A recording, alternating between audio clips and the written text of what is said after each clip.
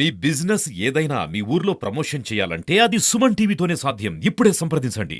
మీరా ఉంటే కదమ్మయ్య తల్లి అందులోను అట్టెలైనా మా ఊరికి నాకు బాయ 7:30, 8 ఆ మధ్య సమయంలో మాకు వచ్చిన సమాచారం అయితే 8:30 సమయంలో సమాచారం వచ్చింది. విషయం ఏమంటే పూజారి స్వాతి అనే ఒక అమ్మాయి age 22.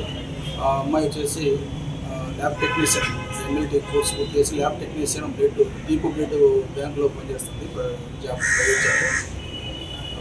Balaji ladies hostel, Sainath హాస్టల్లో ఉంటూ degree 3rd year BCom computers Nalanda కాలేజీలో ఉంది. పార్ట్ టైం జాబ్గా దీపు బ్లడ్ బ్యాంక్లో ల్యాబ్ టెక్నీషియన్ వర్క్ చేస్తుంది. ఈరోజు ఉదయం వాళ్ళ దీపు అంటే హాస్టల్లో హాస్టల్లో ఉండే కొలీగ్స్ అమ్మాయి వేరే రూమ్లో ఎవరు లేని రూమ్లో పోయి డోర్ వేసుకొని ఎంతసేపు తెలిసేపటికి వీళ్ళు కొలీగ్స్ హాస్టల్ పక్కన రూమ్లో ఓపెన్ చేయలేదు.